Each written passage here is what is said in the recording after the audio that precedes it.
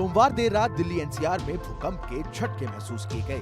ये भूकंप रात 11:39 पर महसूस किया गया, जिसका केंद्र नेपाल चीन सीमा के पास बताया जा रहा है। रिक्टर स्केल पर इसकी तीव्रता 7.2 मापी गई। भूकंप के ये झटके इतने जबरदस्त थे कि कई इलाकों में लोग डरकर अपने घरों से बाहर निकल गए। नेशनल सेंटर फॉर सिस्मोलॉजी ने बताया कि चीन के दक्षिणी झिंजियांग में भूकंप का केंद्र रहा।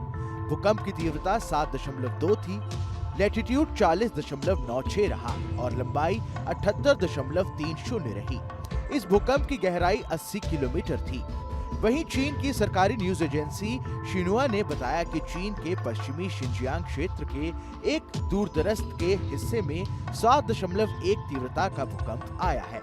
स्थानीय समय अनुसार देर रात 2 बजे के बाद अक्सू प्रांत में वुशु काउंटी में भूकंप के झटके महसूस किए गए। भूकंप के बाद कई बार आफ्टर शॉक्स महसूस किए गए। रिक्टर स्केल पर इनकी तीव्रता 4.5 तक मापी गई है।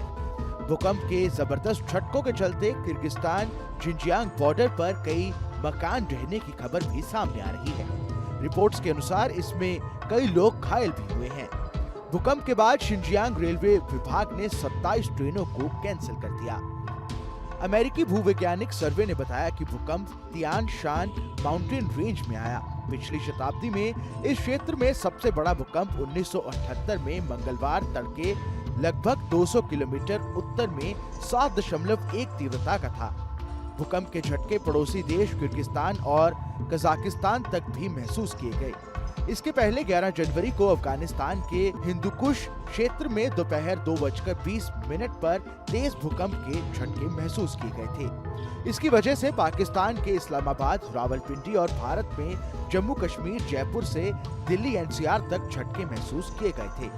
नेशनल सेंटर फॉर सिस्मोलॉजी के मुताबिक भूकंप की तीव्रता 6.1 मापी गई थी। इसका केंद्र हिंदुकुश में जमीन से करीब 220 किलोमीटर नीचे था। आइए अब जानते हैं कि आखिर भूकंप क्यों आता है। दरअसल धरती के अंदर 7 टेक्टोनिक प्लेट्स होती हैं। ये प्लेट्स लगातार घूमती रहती हैं। जब ये प्लेट्स आपस में टकराती हैं या रगड़ती हैं, एक दूसरे के ऊपर चढ़ती हैं या उनसे दूर जाती हैं, तब जमीन हिलने लगती है। इसे ही भूकंप कहते हैं। भूकंप को नापने के लिए रिक्टर स्केल का इस्तेमाल किया जाता है। इसे रिक्टर मैग्नीट्यूड स्केल भी कहते हैं। रिक्टर मैग्नीट्यूड स्केल 1 से 9 तक होता है। भूकंप की तीव्रता को उसके केंद्र यानी एपिसेंटर से नापा जाता है। 1 यानी कम तीव्रता की ऊर्जा निकल रही है। 9 यानी सबसे ज्यादा, बेहद भयावह और तबाही वाली लहर।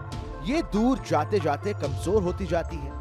अगर रिक्टर पैमाने पर तीव्रता 7 दिखती है तो उसके आसपास के 40 किलोमीटर के दायरे में तेज झटके महसूस किए जा सकते हैं। इस खबर में बस इतना ही।